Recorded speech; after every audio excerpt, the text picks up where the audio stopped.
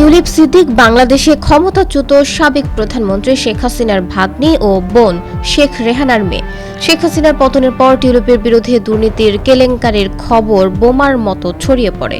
অভিযোগ ওঠে শেখ হাসিনার ঘনিষ্ঠ একজন আওয়ামী লীগ নেতা ও ডেভেলপার আব্দুল মোতালিফের কাছ থেকে উপহার হিসেবে ব্রিটেনের কিংস ক্রসে একটি ফ্ল্যাট নিয়েছেন টিউলিপ সিদ্দিক। তার বোন আজমিনা সিদ্দিক রূপন্তীর নামে আরও একটি ফ্ল্যাট উপহার দেন আইনজীবী মঈন গনি। প্রকারান্তরে সেই ফ্ল্যাটেও টিউলিপকে উপহার দেওয়া হয়েছে, কারণ রূপন্তী ওই ফ্ল্যাট টিউলিপকে পরিবার সহ ব্যবহার করতে দিয়েছেন।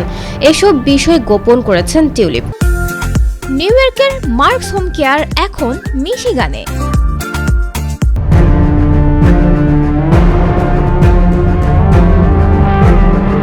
শুধু তাই নয়, তিনি শেখ হাসিনার ভাগ্নে হওয়ার পরও তার সঙ্গে কোনো রাজনৈতিক আলোচনা কখনো করেননি বলে দাবি করেন, কিন্তু তার ব্লগ ফাঁস করে দিয়েছে মিডিয়া।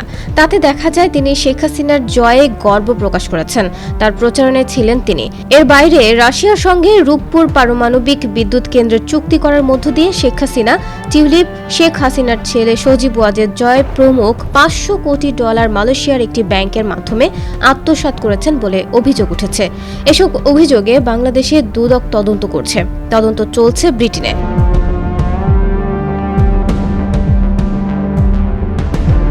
কিন্তু অভিযোগ ওঠার পর দীর্ঘ সময় তা অস্বীকার করে মন্ত্রী পদে অধিষ্ঠিত থাকেন টিউলিপ। তার পদত্যাগ দাবি করেন ক্ষমতাসীন দলের অনেক নেতা, বিরোধী কনজারভেটিভ দলের কিছু এমপি। কিন্তু টিউলিপ তার খালা শেখ হাসিনার মতো ক্ষমতা ধরে রাখেন, এ নিয়েও অভিযোগ ওঠে। বলা হয় ব্রিটিশ প্রধানমন্ত্রী কিয়ার স্টারমার হলেন টিউলিপের ক্ষমতার খুঁটি। টিউলিপ সিদ্দিক অবশ্য আত্মপক্ষ সমর্থন করেন। তিনি নিরপেক্ষ তদন্তকারী লরা ম্যাগনাসের কাছে এই আত্মপক্ষ সমর্থন করেন।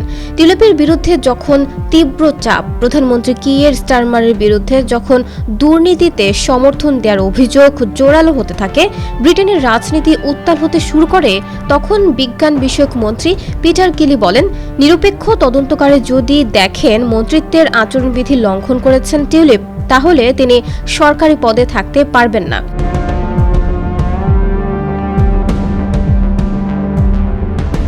কয়েকদিন ধরে এই বিতর্ক ব্রিটেনের প্রথম সারির সব মিডিয়ার প্রথম পৃষ্ঠায়। তারা গুরুত্ব দিয়ে টিউলিপের দুর্নীতি ও সে সংক্রান্ত বিভিন্ন বিষয়ে রিপোর্ট প্রকাশ করতে থাকে।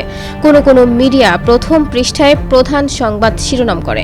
এসব রিপোর্টে টিউলিপের খালা বাংলাদেশের সাবেক প্রধানমন্ত্রী শেখ হাসিনাকে স্বৈরাচার হিসেবে আখ্যায়িত করে। এমন বিতর্ক এখন সারা বিশ্বে ছড়িয়ে পড়েছে। পরিস্থিতি যখন টিউলিপের নিয়ন্ত্রণের বাইরে, তখন বাংলাদেশ সময় মঙ্গলবার রাত 10:30টার দিকে তার পদত্যাগের খবর দেয় বিবিসি।